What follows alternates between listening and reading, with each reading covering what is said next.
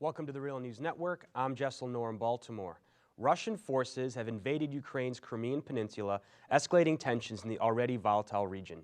European countries, the United States, have threatened political and economic sanctions, and officials have denounced the Russian intervention as a violation of international law. According to some reports, the commander of Russia's Black Sea Fleet has demanded Ukrainian military forces in the region surrender or face military assault, but the Russian Defense Ministry has denied this. Now joining us to discuss this is Robert Parry. He's a renowned investigative journalist, founder and editor of ConsortiumNews.com. Thank you so much for joining us, Robert. Thanks for having me. So let's first start by addressing this move by the Russians. Is it a violation of international law? And they've justified it by saying there's a humanitarian crisis. Is there any indication to support this? Well, I think it seems like international law is almost depends on the eye of the beholder at this point. We have, in the case of Ukraine, a democratically elected leader, Yanukovych, who was overthrown by a coup d'etat that was spearheaded by neo-Nazi militias after he'd agreed to move up the elections so people could even vote him out of office if they wished. That led to his being forced to flee, and the sort of rump parliament began to pass a bunch of laws while some of these neo-Nazi militias controlled the government buildings. So I think how you look at this depends on whether you consider President Yanukovych still a legitimate leader, elected leader of the country. He has asked for Russian help. And the situation with Ukraine is a bit complicated in that Crimea was historically part of Russia. It was only moved into Ukraine as part of a procedural matter when Ukraine was part of the Soviet Union. So it's a much more mixed situation, I suppose, than, say, the U.S. invading Iraq back in 2003, which was more clearly a violation of international law. But I suppose legal scholars could give you different opinions about it.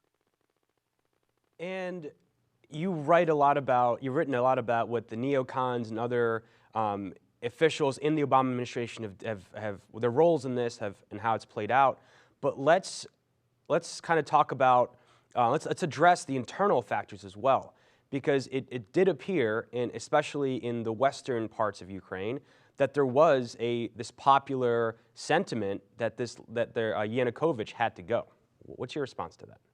Well, I mean, obviously Yanukovych is an imperfect leader and many flaws, but that's probably true of all the Ukrainian politicians, and frankly, it's probably true of all our politicians. But he was elected in 2010. He even agreed to move up the elections so the policy dispute that was at the center of this could be tested out.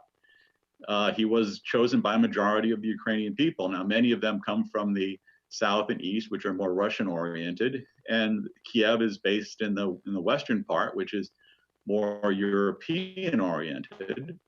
But still, the idea that a minority would be able to overthrow an elected leader doesn't strike me as particularly democratic. It would be as if some group in here decide to get rid of a president of the United States who has strong support across the country. It's not a real act of democracy for a minority to overthrow a democratically elected leader. And the issue at play really was not one like possibly a structural issue. It wasn't as if Yanukovych had said, we're not going to have future elections and I'm just going to be president for life. The issue was whether or not he should accept an EU economic package that involved major concessions to the IMF, i.e. more austerity for Ukraine, or whether he would accept a more generous package of a $15 billion loan from Russia, which is already supporting Ukraine through discounted natural gas. So it was really a policy issue, not an issue of whether democracy would go forward. Yet it became this issue where a minority group in the streets decided to get rid of their president. And that can be cheered on by some people, I suppose, but it's not exactly an act of of democracy for a minority to overthrow a democratically elected president.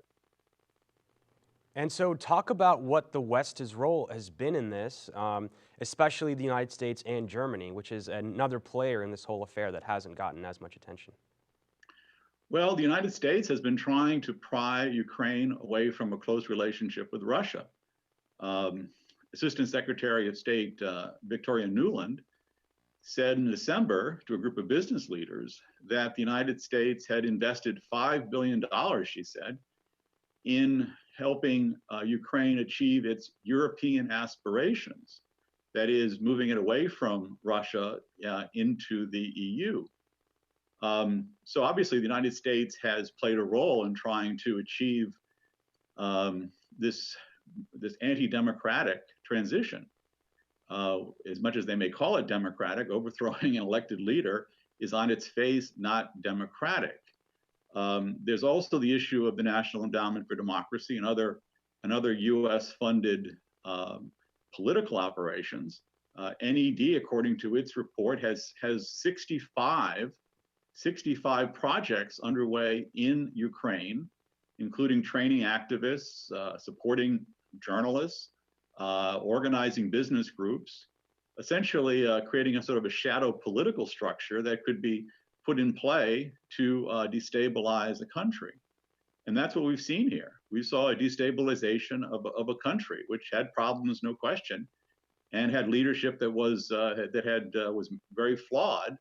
But still, instead of going through a constitutional electoral process, another approach was taken. And Yanukovych did agree after the protests turned violent. He agreed to a deal negotiated by the EU to advance the elections and to have the police stand down.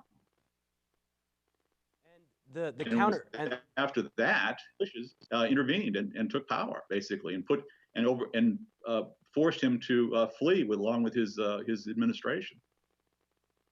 And sorry about that, our connection cut out for a moment. But I guess so the counterpoint would be, despite the external pressure, despite the role the West has played in Ukraine, this could not have happened without this popular uprising. And some reports at least have indicated that at least there are definitely fascist groups part of this opposition movement, but it did include some broader parts of the middle and working class, at least in the Western region. And I also wanted to get your take on what's at stake here. Why is this such a vital part of economically and with the industrial base there? What exactly is at stake for the West and for Russia? Well, I think for Russia, this is has important strategic value. It's on their border, and along the Black Sea and the Crimea, the Russians have had traditional military bases, and Crimea was historically part of Russia. It was only put into the Ukraine for more of a bureaucratic reason when they all were part of the Soviet Union, so it didn't really matter much. So you have here Russian people of Russian ethnicity who speak Russian, who feel that they essentially are Russian, who are now being put under this minority coup-generated government. And this goes back historically to many ways where the United States has overthrown elected governments in the past. And in all those cases, you could say that the elected leaders had flaws and that there were some legitimacy, there was some opposition to them, whether it was Mossadegh in Iran in 53, or Arbenz in Guatemala in 54, or Allende in Chile in 73, or Morsi a year or so ago in Egypt. And there are many, many more. Aristide twice in Haiti. So you can always cite these flawed leaders and say that there are elements in those countries that legitimately want to get rid of their elected leadership, and the United States sides with them. That doesn't necessarily mean it's good for the people of those countries ultimately. In all the cases I mentioned, I think you could argue that it was worse for them. They ended up under severe dictatorships, often fascist dictatorships. In the case of Iran, you had decades of control by the Shah of Iran. In the case of Guatemala, you had 200,000 peasants being slaughtered. You had, in the case of Chile, you had widespread repression under Pinochet. So, you don't always. So while it may seem like it's all very nice that that Victoria Nuland, our Assistant Secretary of State for European Affairs, goes out and passes out cookies to the demonstrators in the plaza, it doesn't always lead to what is best for the people of that country. And Robert Parry, finally, we're almost out of time, but what does a principled position on this conflict look like for you, in your opinion?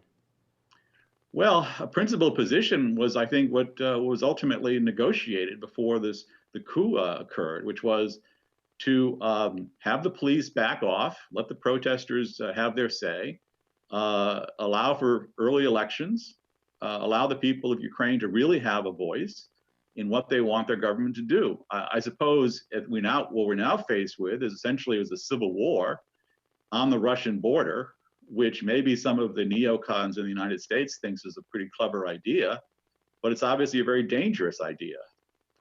So I think principle is almost one thing at this point. Practicality and how to avoid a worse conflict or a worse crisis is what people really should be focused on, rather than trying to make hay out of being tough and swaggering, which is what we're seeing in official Washington. We're seeing a lot of chests puffed out. We're seeing a lot of tough talk about standing up to the Russians. We're seeing kind of a Cold War mentality sort of clamp down on us.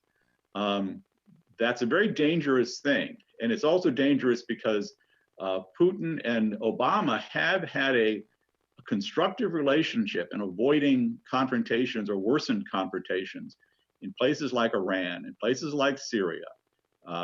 Violence there has been avoided, or at least escalation of the violence has been avoided, because Putin and Obama have been able to strike deals. Now that whole relationship is at risk, which puts a whole number of other issues in play, whether or not the Syria conflict will spiral further out of control with U.S. intervention, whether Iran's negotiations will fail, whether that will lead to bombings of the nuclear sites. So a lot is in play here. And I think the neoconservatives who have been trying to stir this up, including Victoria Nuland, who is a holdover at the State Department from the Bush years, that the neocons want to achieve this idea of creating more pressure and more confrontation. They've achieved that, but I'm not sure it's a good idea for the world or for the United States policies.